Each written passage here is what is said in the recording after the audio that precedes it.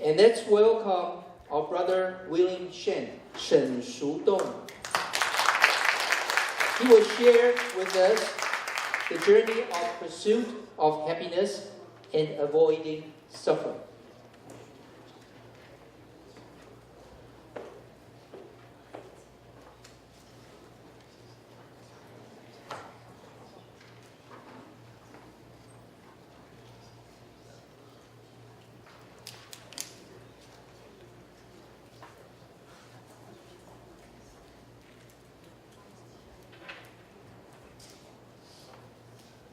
Good afternoon, everyone. Good afternoon. First, to the respectable vulnerables and respectable guests and chairman and Dr. Yu.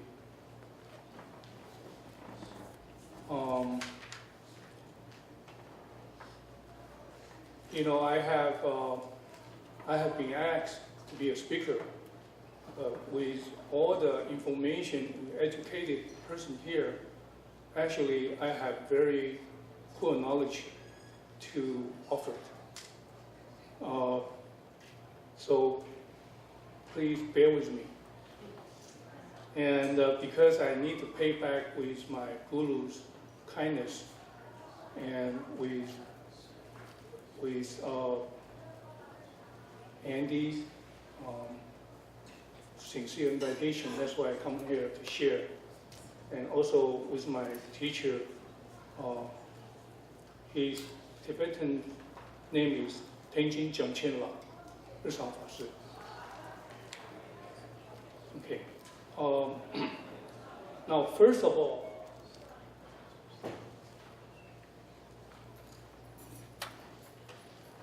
I know it's a very long day for everyone. I personally just have traveled to Russia, just come back yesterday afternoon.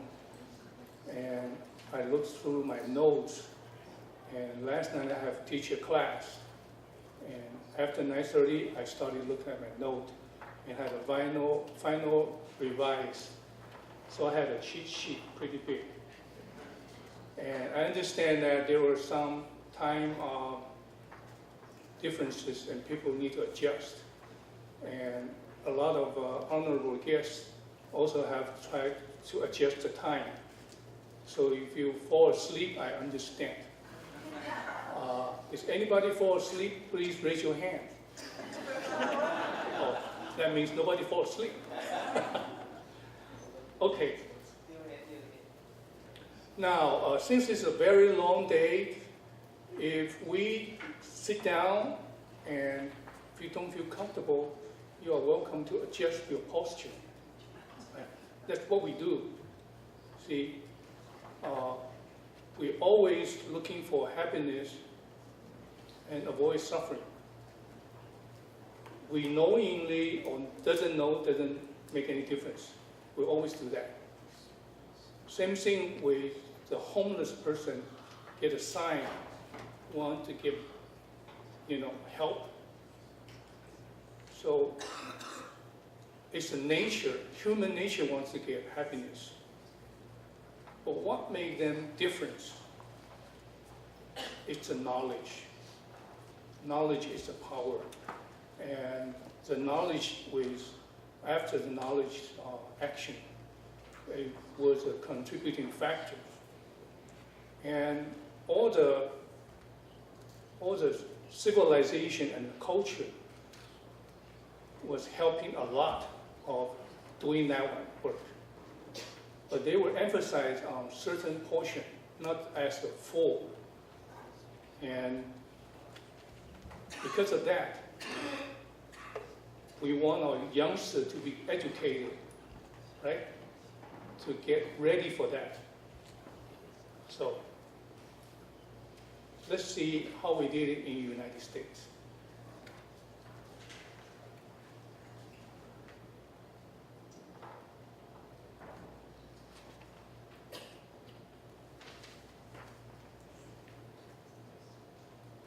This class is social studies.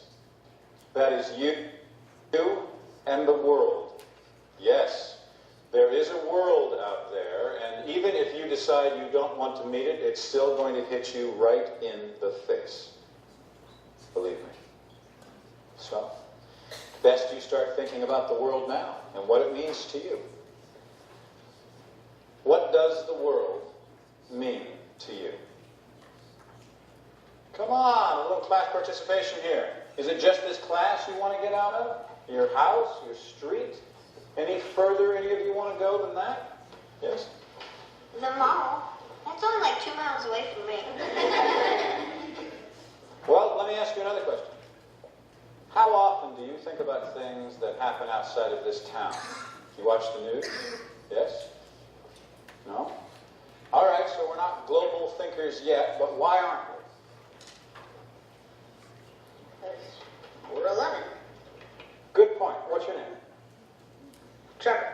Maybe Trevor is absolutely right. Why should we think about the world? I mean, after all, what does the world expect of us? Expect. Mm-hmm. Of you. What does the world expect of you? Nothing. Nothing. My God, boys and girls, he's absolutely right. Nothing. I mean, here you are, you can't drive, you can't vote, you can't even go to the bathroom without a pass from me. You're stuck right here in the 7th grade. But not forever. Because one day, you'll be free. Well, what if on that day you're free, you haven't prepared, you're not ready, and then you look around you and you don't like what the world is? What if the world is just a big disappointment? We're screwed. Unless you take the things that you don't like about this world and you flip them upside down right on their ass. Don't tell your parents I used that word. And you can start that today. This is your assignment. Extra credit. It goes on all year long. Now wait a minute. What? What's wrong with this? What's the matter? Yes? It's like so So what? There must be a word to finish that sentence. Someone help us? weird. Crazy. Crazy. Hard. Bummer. Bummer. Hard. How about possible? It's possible. The realm of possibility exists where? In each of you.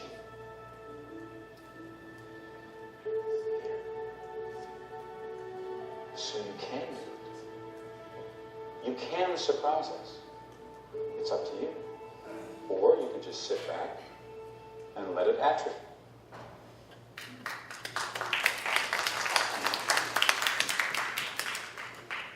Okay, so not only in the United States, I think around the world always teach that. Look around, we are always already way past 7th grade. We still have the same pattern on some of us. We expect things that does not come with the way we want. We want to change it. Right? So happiness is not only material. Human beings are very complicated, species. Like earlier we say that with all the money, rich and famous, does not necessarily make a person happy. People commit suicide and all that. So let's trace back a little bit. I think some people act like me. When I was young, I want to be like big sister and brother. I want to grow up fast. When I grow up, I want to have girlfriend, boyfriend. When I have that, I want to get graduated when I get graduated, I want to get a job, a career, and I want to get married and have a family, have kids. And after that, we joke each other. I want to be what? I want to be single again. And I want to be under my shelter of my parents. It was too hard to be a parent, right?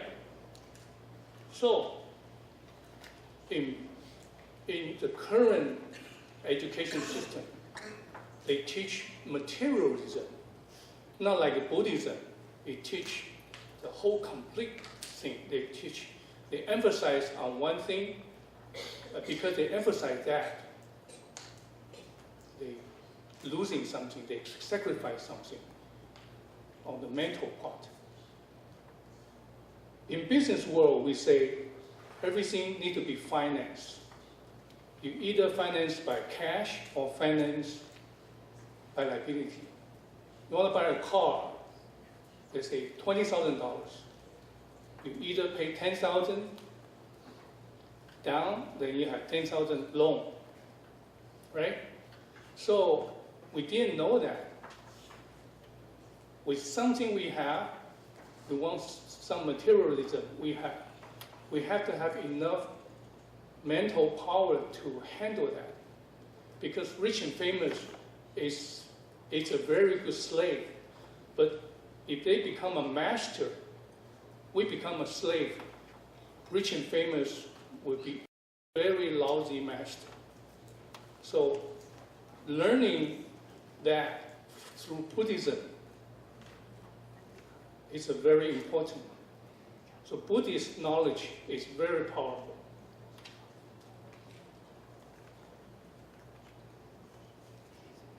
So because our understanding of the world with the reality world is different.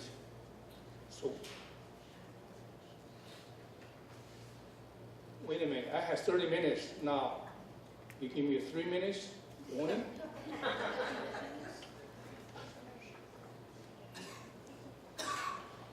I think there's some misunderstanding. So where was that? If we have a map and the real world, the map is different from the real world, what are we going to do? We'll change our map. However, the current education wants us to change the world, like the teacher says. We should change our map. So what's the reality teaching? The Buddha is the all-time wise person. He teaches the reality. You know, we have all kinds of culture and all that. They teach is not matching with the reality. So we always end up, the neighbor's grass always greener. Until we get there, we find out this is not what we have in mind, because our map is wrong.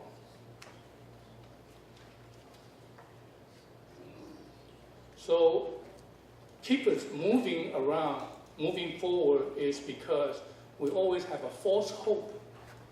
Until we got there, then we find out it's not as good as we thought.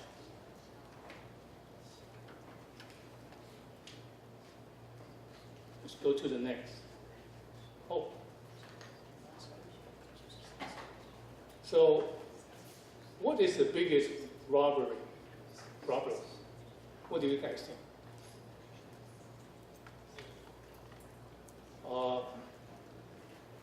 National disaster,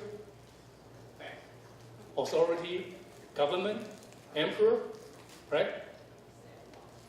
No, the biggest disaster is death. The death takes everything. No matter how many friends, relatives you have, by the time with death, they can only look at you. You cannot carry them with you. No matter how much power we have, how much money we have, by the day to be dead, it's gone. Even with the flesh and the bone, it came with us. We cannot get it with us. Now, let me share a story of my friend. He got robbery experience. He went to a banquet. Lo and behold, there's a whole bunch of robbers coming down there, stick up. And they go person to person to get the purse and the wallet and the jewelry. And during this time, my dear friend, talked to his friend. Hey, John, do you remember I owe you $200? What do you want? I want to pay you back before they rob. Hey, George, do you want to get loan? I can loan you money. And those were wishful thinking, right? But didn't we know that is we had a chance before we rob, we can loan people money or pay back our debts. But usually we're not voluntarily does that. Now, knowing that, they give us a moving drive to do that. In Buddhism, we call it generosity. Right? They give us some reason to do it. And by the day we were born, till the day we went that day, it's a meter, a running meter, like countdown. I heard an analogy saying that the day we were born is like we would jump to a cliff. We don't know when we hit the ground. So during that time, if somebody wants money, just give them, because we don't know what we're gonna, right? But we didn't know that no matter how hard we work, 100 years, the limit, we're gonna get robbed. So why is so tense with the money? But when we learn Buddhism, we say, oh wow, we have life after life after life. So with endless life, we have endless hope. Now, we talk about business, right? Let's look at the next picture. Now, look at this. This is a stock, marketable stock. The black one, and the green one, and the yellow one, which one we would choose? Of course, it's the yellow one, right? And the x-axis and y-axis. The one below is miserable rim. The one on top is a desiring human and heaven. Now, the y-axis from the left to the right is current life, second life, third life, fourth life. We always want to keep on going with the goal one until reach nirvana. How are we going to do about it? Now, this infinite life, just like buying a lottery ticket, until the day, we always have hope. But after the day, we just throw that away. All life, without planning, is going to be like that. So there's a lot of fine print. It hasn't shown up.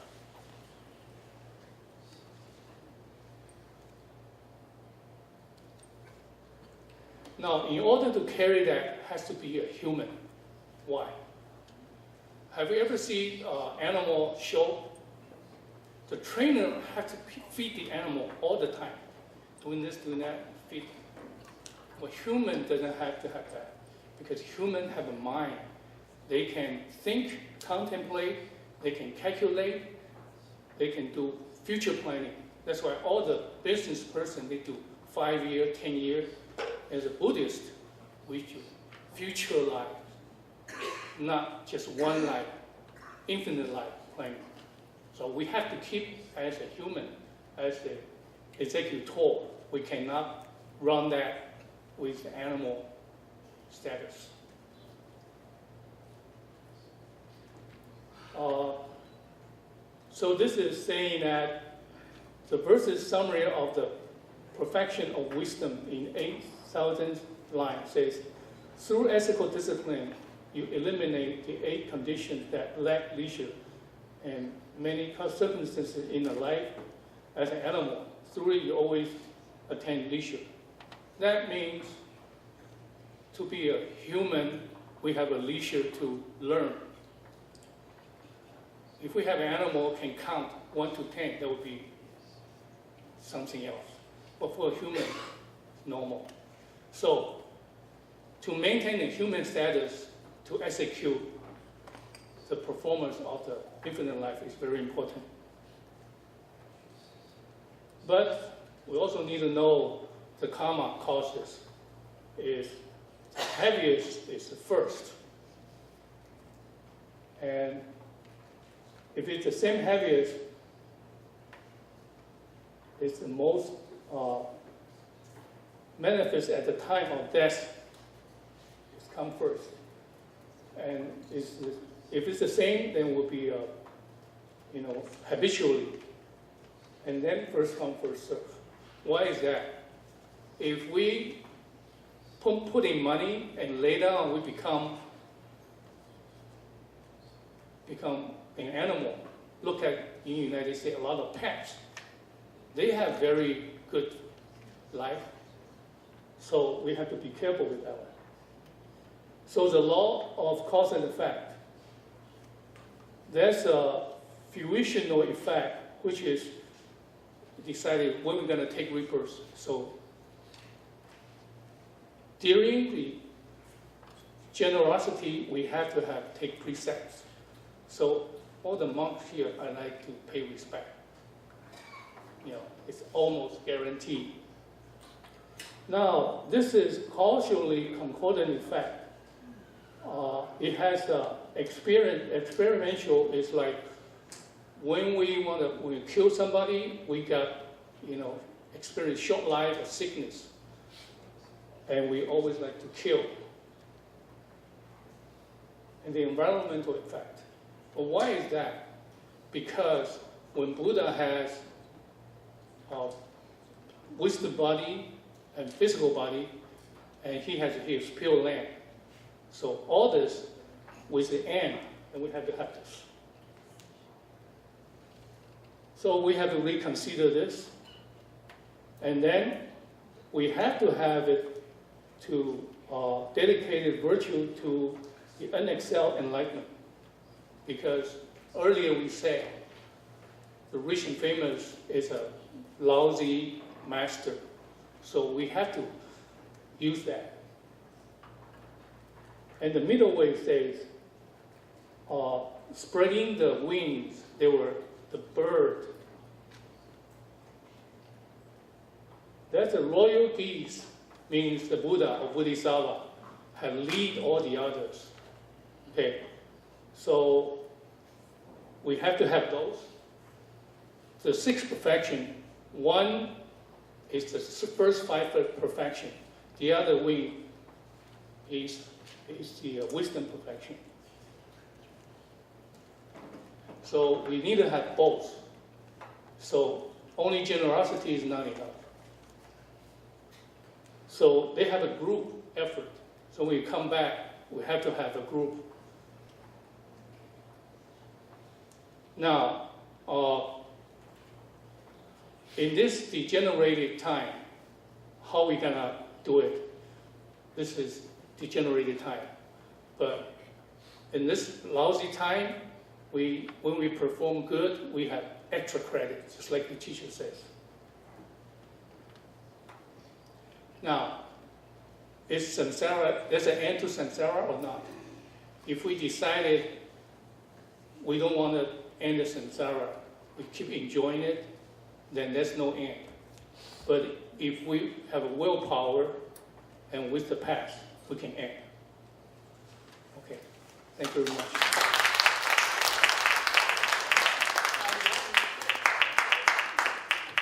Thank you, Brother Shen.